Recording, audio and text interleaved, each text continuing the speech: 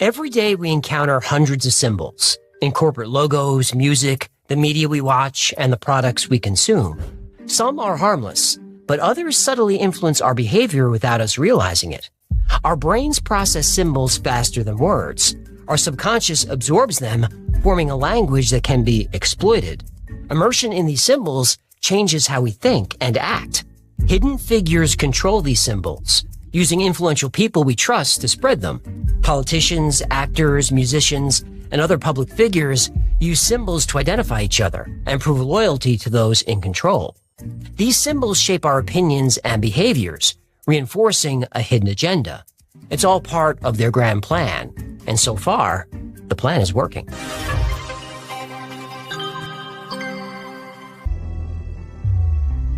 Politicians use symbols of patriotism and unity. A flag behind a candidate isn't accidental. It's meant to associate them with national pride. Neuroscience shows that symbols can activate our brain's reward system. Familiar logos release dopamine, a neurotransmitter associated with pleasure. This creates brand loyalty. The exposure effect means the more we see a symbol, the more we tend to like it. Warning signs trigger caution, making us subconsciously seek safety. To influence millions of people, flooding our limbic systems with emotionally charged symbols is an effective way to engage our instincts and shape our behavior. We don't realize we're being controlled. The Illuminati flood our brains with their symbols every day. There's no way we can avoid them. Here are a few you see all the time. The triangle or pyramid, often with an eye, represents surveillance. When you hear the word pyramid, you think of the pyramids of Egypt, which have been there for thousands of years. Pyramids remind us we're being watched by an ancient power that will endure long after we're gone. Sometimes the pyramid is shown unfinished, symbolizing work still in progress.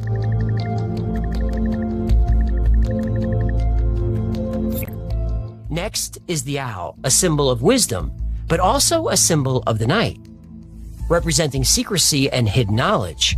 Not only are we being watched from the darkness, at any time we could become prey.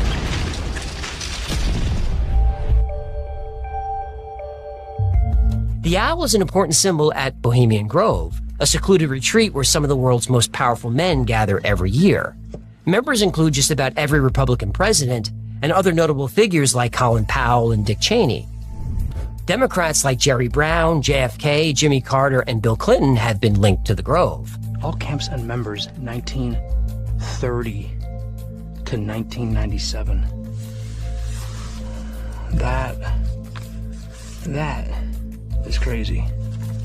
Other notable members are John D. Rockefeller and Henry Kissinger.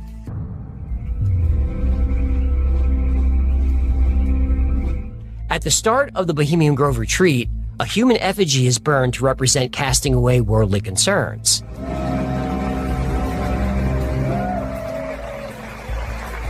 Members wear long robes and hoods, conducting ceremonies and ancient rites that resemble occult and pagan practices. The owl is in his sacred temple. May all within the grove be reverenced before him, including mock sacrifices. No way, they're sacrificing. They might be sacrificing one of the people they caught. And all of this is done in front of the owl, symbolizing wisdom and hidden power. The owl can see through darkness, and in that darkness is where the members influence global events. Yeah, here's where you see all the pictures online, and that's the owl statue. Holy dude, I'm actually here. This is insane. The chevron makes us think of the military, a structured authority that uses force to remain in power. Pentagrams and the number 666 we associate with the devil and black magic. And whether you're religious or not, you know these symbols come from paganism, Satanism, and the occult. Google Chrome's logo has been linked to the number 666. It's suggested in the Walt Disney logo. The Monster Energy logo shows 3 claw marks resembling the Hebrew letter Vav, representing the number 6 in Hebrew numerology. Some even point out that Fox can be linked to 666 through numerology. F-O-X.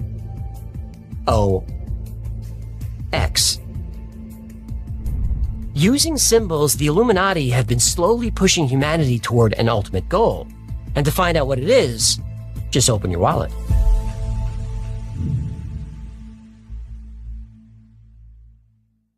And passing them around our entire lives. It seems ordinary, but if you look closely, you'll see symbols that tell a story of a hidden power structure working toward a specific goal. There's the pyramid, ancient and enduring strength, but it's unfinished, suggesting work in progress. We know this because of the Latin phrase above it, annuit coeptis, meaning he favors our undertakings or he favors our work. But who is he? Some say it means God, but the word is ambiguous. There are 13 steps on the pyramid. The number 13 is all over the dollar bill. The obvious explanation is the 13 colonies, but 13 is an important number to the Illuminati, whose leaders come from 13 families. Then there's the all-seeing eye, the eye of providence. It's said to be God, but the symbol predates Christianity. The Egyptian eye of Horus meant protection and power. According to their mythology, Horus lost his eye in battle, and the eye was later restored by the god Thoth. Thoth! I know that guy! You do. Thoth is the ancient Egyptian god of wisdom and is said to have written the Emerald Tablet, a text about alchemy and the occult. We have a whole episode on it. It allegedly contains the recipe for the Philosopher's Stone, the secret to immortality. Link to the gross recipe for immortality down below. Literally. Yuck. The all-seeing eye watches all of us and oversees the Illuminati's unfinished work. The work is written in Latin under the pyramid, Novus Ordo Seclorum, meaning New Order of the Ages. A new world order! Yep. We have before us the opportunity to forge for ourselves and for future generations a new world order. George Bush was telling the truth! I guess he was. Yeah, except when he said no new taxes. That was a lie. It was. So New Order of the Ages isn't just a phrase, it's their ultimate goal, a one-world government, a new world order under their control. I think the new world order is emerging. When really a new world order can be created, it's a great opportunity. This phrase that I often use myself, that we needed a new world order. We're in the midst of one of the historic global transformations that is going to eventually lead to a new world order.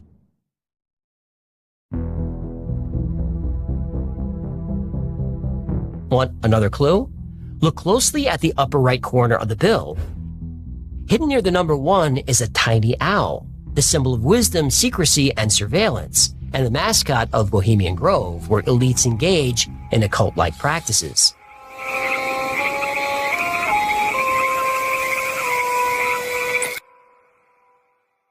It always goes back to the occult with these people. Always. And that's scary.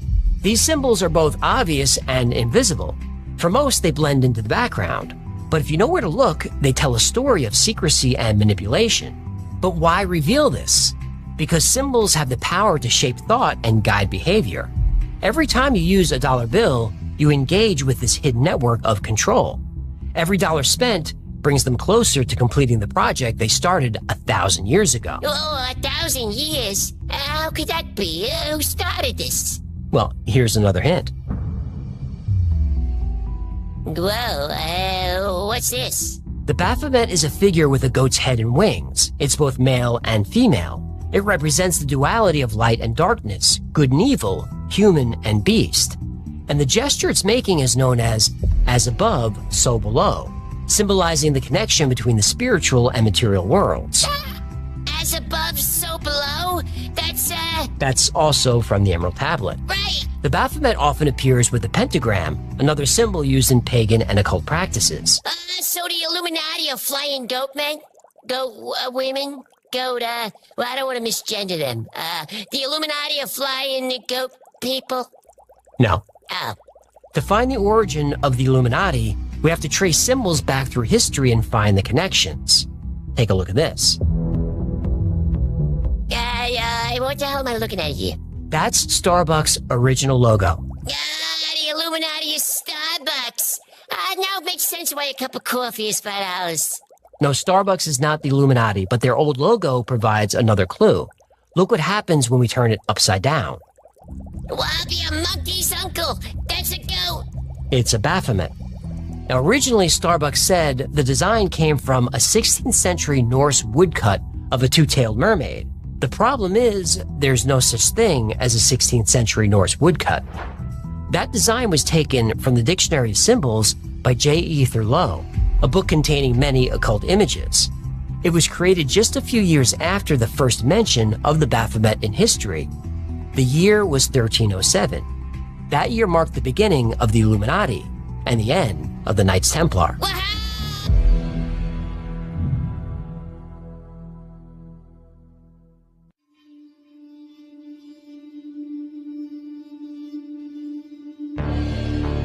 Skeptics dismissed the existence of the Illuminati, but they were a real historical organization. Is a real organization. Hang on, let me set this up.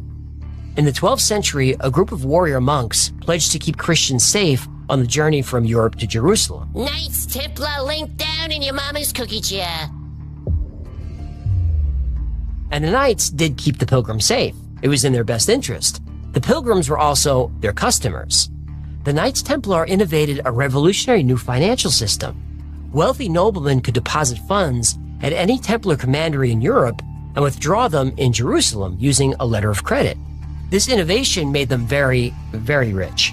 Soon, the Knights Templar were a powerful multinational corporation. They had more armed troops than any sovereign nation and more wealth than any king. They owned hundreds of castles and thousands of miles of land from France to the Middle East. In 1307, King Philip IV of France was so indebted to the Knights, he knew only one way out: destroy them. So he had the Knights charged with heresy, including worshipping Baphomet. Their leaders were hunted, imprisoned, and some were executed.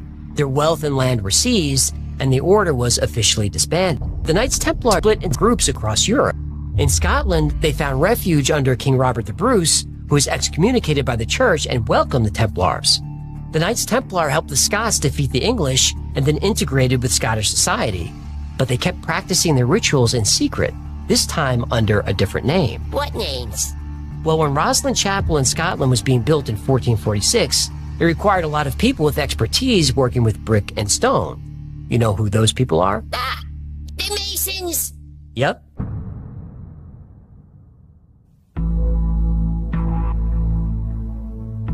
The Lodge of Edinburgh, or Mary's Chapel No. 1, is one of the oldest Masonic temples in the world.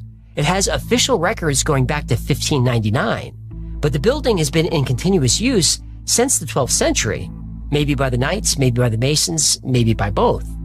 Although the Knights Templar were officially gone for 100 years, Rosslyn Chapel is full of Masonic and Templar symbols.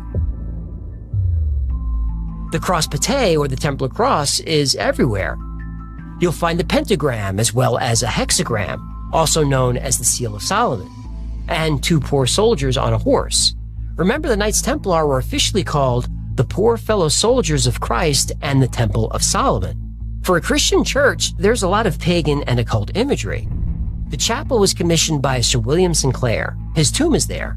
His family is closely connected to the Freemasons. One of his descendants was elected the first Grand Master of the Grand Lodge of Scotland, a pivotal role in Scottish Freemasonry. Now, there's no hard evidence that Sir William was a Mason, but there is hard evidence he was something else. On his tomb, carved right under his name, is Knight Templar. It appears the Knights Templar weren't gone after all. They rebranded and rebuilt and became known as the Freemasons.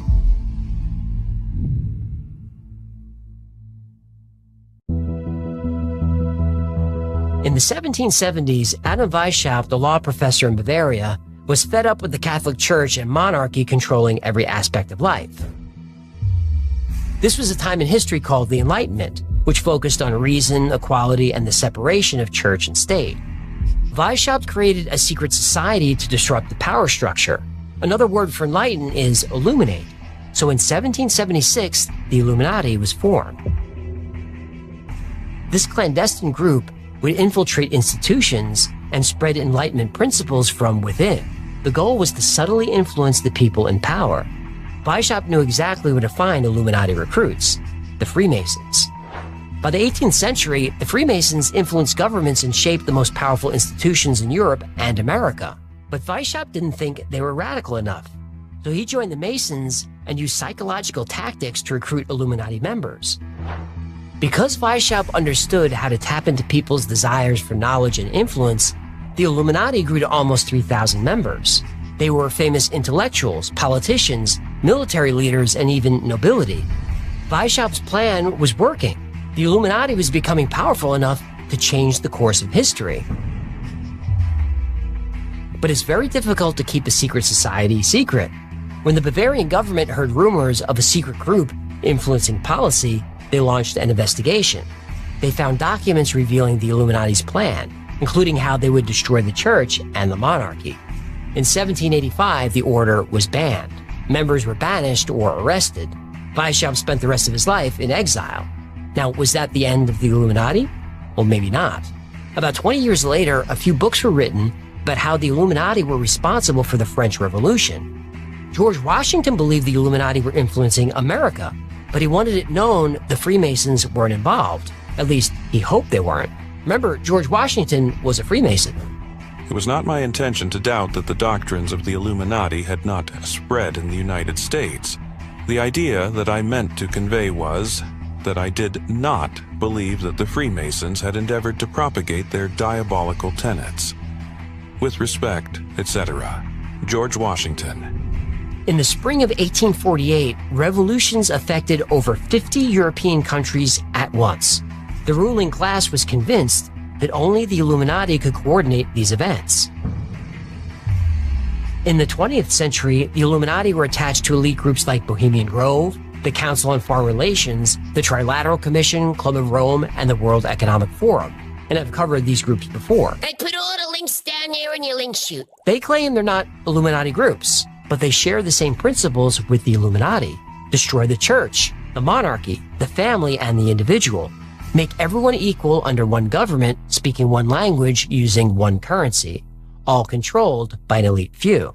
Our futures are intrinsically connected to one another, as profound challenges to mankind, such as climate change, are globally interconnected and require collaborative responses.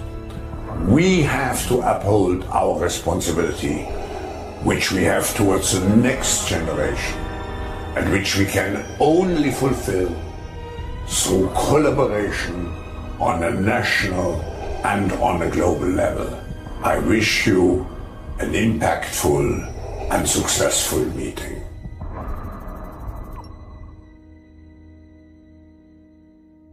Because those groups are constantly meddling in our lives, we don't trust them.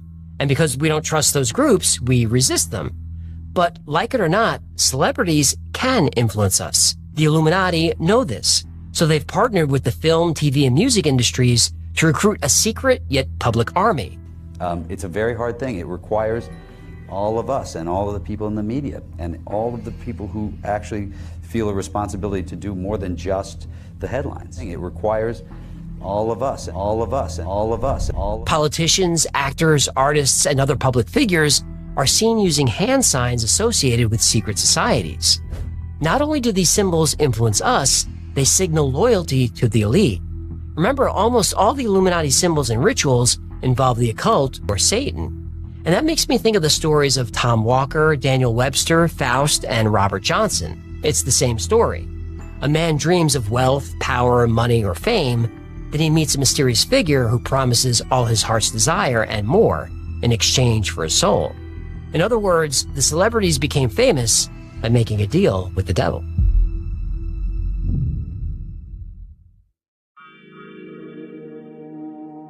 In the world of the elite, symbols are more than just artistic expression. They are a secret language. Celebrities aren't just entertainers. They're key players in a hidden global structure controlled by the Illuminati. A sold-out stadium. Thank y'all so much. A song ends. The crowd erupts as a performer raises their hands, forming a triangle in front of their face. But some of us see something more than just the gesture. It's a signal of loyalty and obedience, a promise that whatever deal they made, they're holding up their end. Those who hold the triangle in front of their face, especially their eye, that's the signal that they're keeping watch over their audience. They're not just influencing their fans, they're monitoring them. And when they show the triangle, that's an acknowledgement that they're in the hierarchy, on one of the steps of the pyramid. But the Illuminati has plenty of eyes on us who aren't yet in the pyramid, but they watch us all the same. The signal for these initiates is covering one eye. If they remain loyal and do their duty, they too can join the pyramid. In addition to the watchers, there are the disruptors. Spot them with this sign. The index finger and pinky raised with the middle and ring fingers folded down. Basically, the rock-on gesture, also known as the goat. This symbol represents the Baphomet. It signifies rebellion against the established order and devotion to Illuminati's global control. Next are the prospects. They use the OK gesture, where the index finger and thumb form a circle while the other three fingers are extended. This represents the number 666. This sign is often used by those within the entertainment industry to communicate that they're willing to use their wealth and power to be part of the Illuminati's agenda of control. Finally, there's this one, hands down folded into a diamond shape. You'll see this in formal settings, like public ceremonies or award shows. It indicates senior status and high rank in the Illuminati power structure. You'll mostly see this displayed by political and business leaders. These symbols not only signal allegiance to the Illuminati, but also condition the public, quietly preparing society for the New World Order. And every time you see these symbols, you're witnessing a hidden conversation, a dialogue between those who control the world and those who aspire to. You're watching generals give orders to soldiers, and soldiers acknowledging those orders. They're telling us everything they're doing. We just have to learn to read the signs.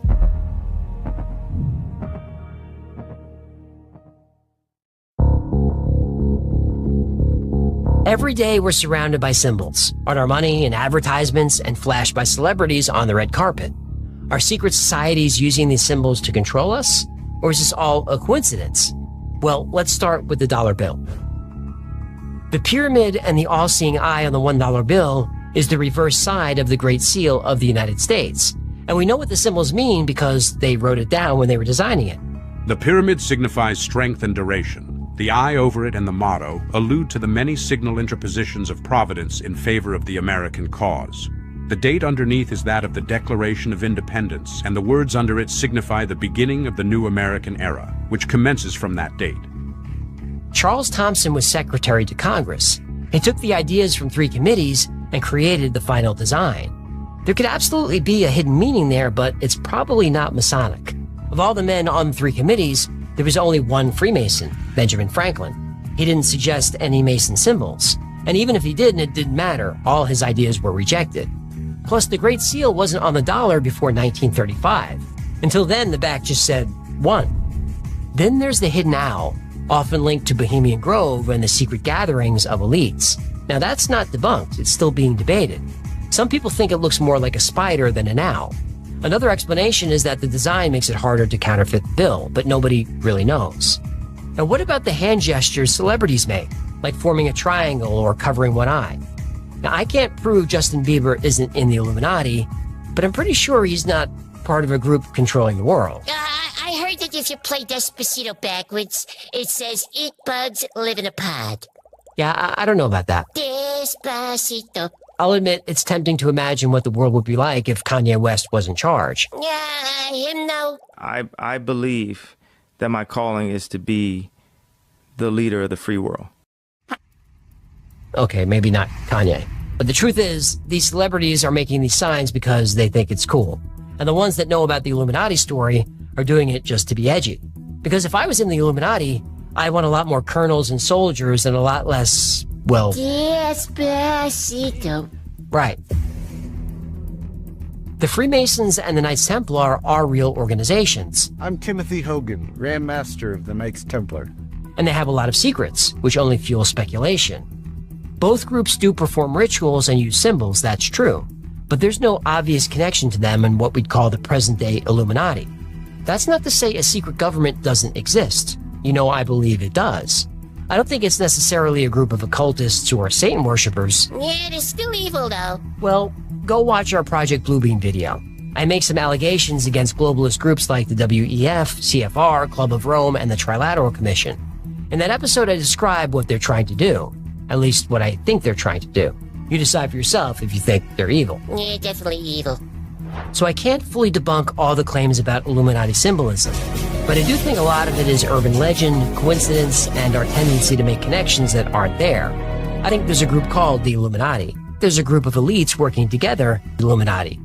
Like I said, I'm working on an episode where I name names, though I might have to post that on the podcast. I've been pushing my luck with YouTube lately. But I will be doing another Illuminati video focused on a whistleblower who said she was brainwashed as a child and trafficked by a secret group of wealthy elites. Unfortunately, we know that this does happen. Show us the client list. Never gonna happen. But when we release the episode that covers the families and organizations that I believe are secretly running the world, I bet some of those names are on that list. And that reminds me. Here's today's paper. I'm in perfect health. I'm not depressed. I don't like heights, and I have no plans on visiting Lake Mead anytime soon. You know, just in case.